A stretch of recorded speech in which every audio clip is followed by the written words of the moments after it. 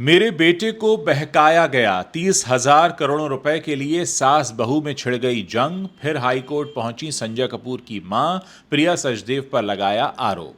नाना पाटेकर को आया गुस्सा, बीच में छोड़कर चले गए ओ रोमियो का ट्रेलर लॉन्च। सपोर्ट में उतरे फैंस। बर्थडे पार्टी में पवन सिंह ने खोया आपा, मारने के लिए बढ़े आगे। खूब वायरल हो रहा है वीडियो। खबरों में आगे बताएंगे आपको, जब तक गिड़गिड़ाओ नहीं काम नहीं मिलता। एक्ट्रेस रिमी सेन क्यों एक्टिंग छोड़कर बन गई रियल एस्टेट एजेंट। कौन है फिल्म 80 के पीछे। न कोई बड़ा नाम न कोई चेहरा, सिर्फ एक पोस्टर ने इंटरनेट पर मचाया तहलका। और फुलेरा से आई बड़ी खबर, पंचायत 5 की रिलीज डेट हुई फाइनल। नमस्कार दोस्तों, आप देखना शुरू कर चुके हैं Bollywood top headlines of the day. तो चलिए अब इन्हीं खबरों को आपके सामने थोड़ा विस्तार से रखते हैं। संजय कपूर की करीब 30,000 करोड़ रुपए की संपत्ति को लेकर सास बहू की जंग तेज हो गई है। संजय कपूर की मां रानी कपूर एक बार फिर दिल्ली हाईकोर्ट पहुंची हैं। उन्होंने बहू प्रिया कपूर सचदेव पर बेटे को बहकाने और फर्जी फैमिली ट्रस्ट के जरिए संपत्तियों पर कब्जा करने का आरोप लगाया है। रानी कपूर ने ट्रस्ट को अवैध बताते हुए कोर्ट से संपत्तियों के इस्तेमाल पर रोक लगाने की मांग की है। अपनी याचिका में रानी कपूर ने आरोप लगाया कि प्रिया कपूर ने उनके दिवंगत बेटे संजय को फ्रॉड करने के लिए उसे काफी मैनिपुलेट किया। ट्रस्ट को उनके नाम पर बनाया गया, लेकिन उनका इस्तेमाल फैमिली एसेट्स के कंट्रोल को गलत तरीके से डाइवर्ट करने के लिए किया गया, जिससे उन्हें अपनी संपत्ति से ही वंचित रखा गया।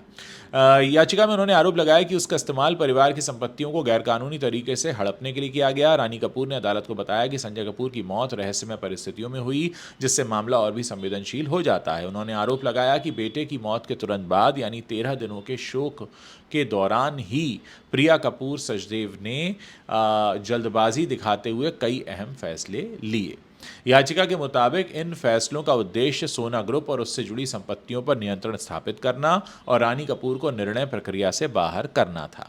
शाहिद कपूर की फिल्म ओ रोमियो के ट्रेलर लॉन्च इवेंट पर कुछ ऐसा हुआ कि नाना पाटेकर अपना सब्र ही खो बैठे और इवेंट को बीच में ही छोड़कर निकल गए। नाना पाटेकर ओ रोमियो में एक अहम किरदार निभा रहे हैं और वो ट्रेलर लॉन्च पर एकदम ठीक समय पर पहुंच गए थे, पर 1.5 घंटे तक वे को स्टार्स यानी शाहिद कपूर और तृप्ति डिमरी के आने का इंतजार करते रहे। जब शाहिद और तृप्ति नहीं आए और नाना पाटेकर को 90 मिनट तक उनका इंतजार करना पड़ा तो उनके सब्र का बांध टूट गया। वो ओ रोमियो का ट्रेलर लॉन्च इवेंट बीच में ही छोड़कर निकल गए। जैसे ये घटना सामने आई, डायरेक्टर विशाल भारद्वाज ने तुरंत ही स्थिति को संभालने की कोशिश की। विशाल भारद्वाज ने नाना पाटेकर के इवेंट से एग्जिट करने के बाद इवेंट के दौरान मीडिया से कहा, नाना इवेंट छोड़कर चले गए हैं, फिर भी मैं उनके बारे में कुछ कहना चाहूंगा। नाना क्लास के सबसे शरारती बच्चे की तरह हैं। वो बच्चा जो दूसरों को तंग भी करता है और सबसे ज़्यादा एंटरटेन भी करता है। मैं नाना को 27 साल से जानता हूं, लेकिन ये पहली बार है जब हम साथ में काम कर रहे हैं। अगर वो यहाँ होते तो बहुत अच्छा होता।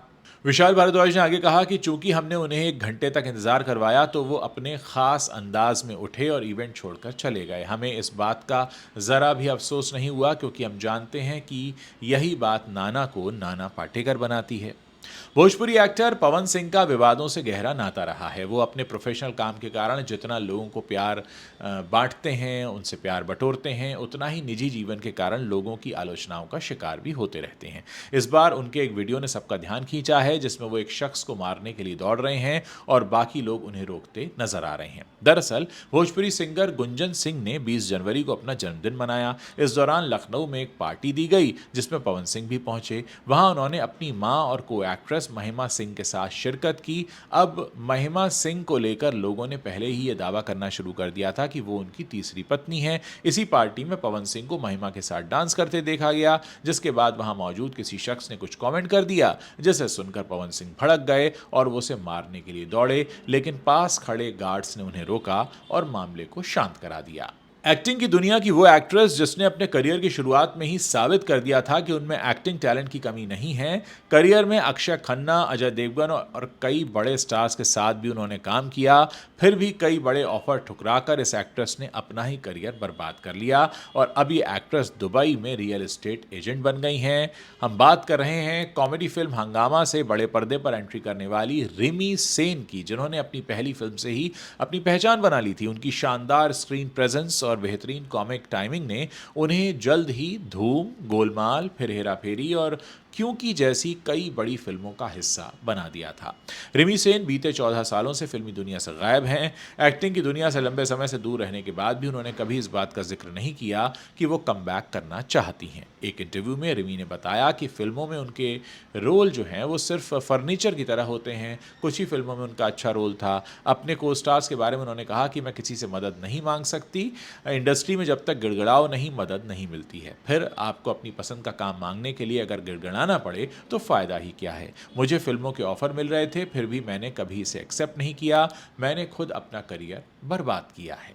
बॉलीवुड में जहां चमक दमक और बड़े सितारों का बोलबाला रहता है, वहीं फिल्म ASSI ने एक अनोखा साहस दिखाया है। इस फिल्म के एक पोस्टर ने सोशल मीडिया पर नई बहस छेड़ दी है, जिसमें किसी सुपरस्टार के बजाय लेखक को फिल्म का असली हीरो और सबसे महंगा क्रू मेंबर बताया गया है। मानो या ना मानो, फिल्म में सबसे ज्यादा सैलरी राइटर को ही मिली है। ये एक लाइन साफ करती है कि फिल्म तमाशे से ज्यादा अपनी कहानी की ताकत पर टिकी है। लाल बैकग्राउंड वाला इसका बोल्ड पोस्टर एक गहरे राज और हार्ड हिटिंग ड्रामे की तरफ इशारा करता है। मेकर्स ने जानबूझकर कहानी या किरदारों को या उनकी जानकारी को पूरी तरह गुप्त रखा है, जिससे दर्शकों की जिज्ञासा और बढ़ गई है। ये उन दर्शकों के लिए एक चुनौती है और एक तरह से इनविटेशन भी है जो पर्दे पर सिर्फ तमाशा नहीं बल्कि ठोस कंटेंट देखना पसंद करते हैं।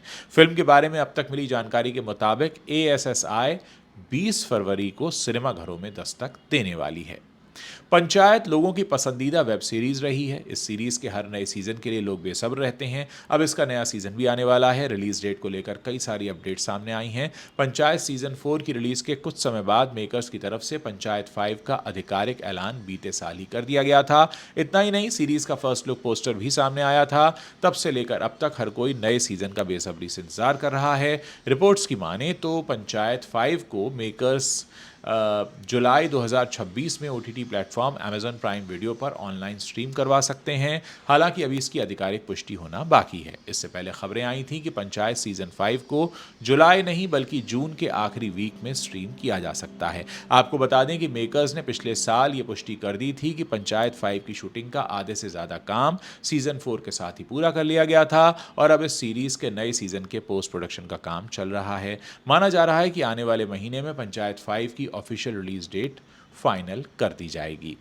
तो दोस्तों, ये वो 10 बड़ी खबरें हैं जो इस वक्त इंटरनेट पर छाई हुई हैं, बॉलीवुड से आती हैं। अगर आप इस वीडियो को पसंद कर रहे हैं तो इसे अपने दोस्तों के साथ शेयर करना मत भूलिएगा। चैनल पर नए हैं तो आप हमारे चैनल को सब्सक्राइब कर सकते हैं और साथ ही मैं आपको बताना चाहूँगा कि इस चैनल के अलावा मेरे 2 और यूट्यूब चैनल हैं। उज्ज्वल त्रिवेदी टॉक्स, जहाँ पर हम मोटिवेशनल और स्पिरिचुअल कंटेंट अपलोड करते हैं, आप उसको भी देख सकते हैं, और साथ ही उज्ज्वल त्रिवेदी रिव्यूज़, जहाँ पर मैं नई रिलीज़ हो रही फिल्मों और वेब सीरीज़ के रिव्यू करता हूँ। उम्मीद करते हैं कि आप हमारे वीडियो को पसंद कर रहे हैं और आप हमारे काम को सराहेंगे और वीडियो पसंद आने पर इसे शेयर करना नहीं भूलेंगे।